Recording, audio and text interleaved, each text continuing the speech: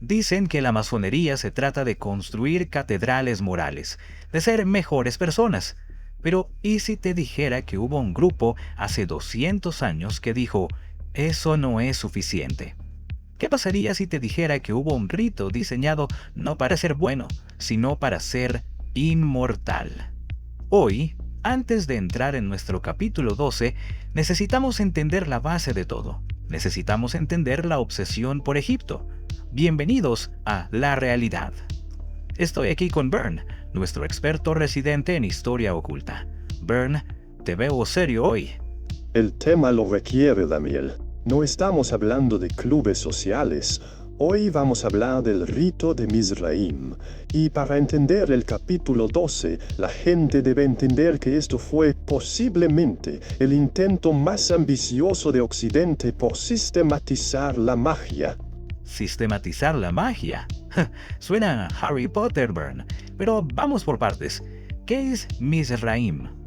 Mizraim es el nombre hebreo para Egipto. Es un plural. Significa las dos tierras.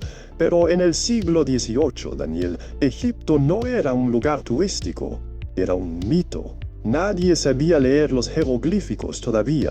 Para los europeos, Egipto era la fuente de la prisca teología, la sabiduría original antes del diluvio. Ahí es donde entra nuestro amigo Cagliostro, ¿verdad? El gran copto. Siempre me ha parecido un personaje de película. Cagliostro es la chispa. Imagina la escena. Venecia, 1788. Cagliostro llega prometiendo algo inaudito, la regeneración. Él no ofrecía grados simbólicos, él ofrecía un retiro de 40 días, una cuarentena, donde ayunabas, realizabas rituales teúrgicos y, según él, tu cuerpo se regeneraba físicamente. Espera, ¿regeneración física? ¿Tipo Wolverine? Más bien tipo Matusalén. Prometía que podías vivir 5.557 años, la inmortalidad física en un cuerpo de gloria. Pero Cagliostro era demasiado tensamente mágico. Así que unos protestantes en Venecia, los socinianos, le pidieron la luz masónica, pero sin la locura mágica.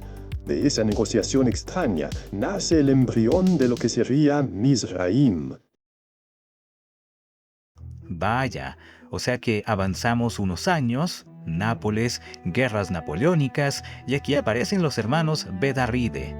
Estos tipos me fascinan porque, bueno, parecen unos estafadores geniales.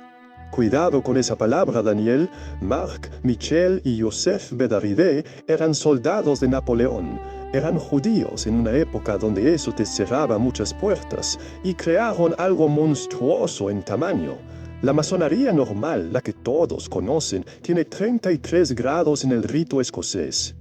Sí, el grado 33 es el famoso tope.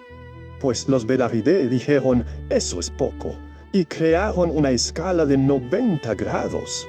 ¿90? ¿Para qué necesitas 90 grados? ¿Te dan un diploma en cada uno? Es una universidad enciclopédica. Los primeros 33 son similares al escocés. Del 34 al 66 estudias historia y filosofía, pero luego, del 67 al 77, entras en la mística. Y los últimos son el problema. Los Bedarride llegaron a París en 1814 y empezaron a vender estos grados. Y claro, el Gran Oriente de Francia, la masonería oficial, se puso furiosa. Claro, les estaban robando el negocio. Y algo más peligroso, la policía de la Restauración pensaba que eran una tapadera para los carbonarios, los revolucionarios. En 1822, la policía irrumpió en casa de los Bedarride, incautaron todo. El rito fue prohibido, tuvieron que pasar a la clandestinidad. Bern, aquí es donde quiero que nos detengamos para la precuela del capítulo 12. Mencionaste que los últimos grados eran el problema. He leído en tu investigación sobre algo llamado Arcana Arcanorum. Suena a latín de película de terror. Es el secreto de los secretos, grados 87, 88, 89 y 90. Esto es lo que diferencia a Mizraim de cualquier club de señores con mandil.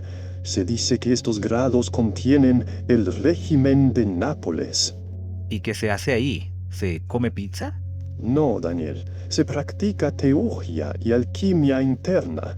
La teurgia es la invocación de eones guía, entidades angélicas o espirituales, para purificar el alma.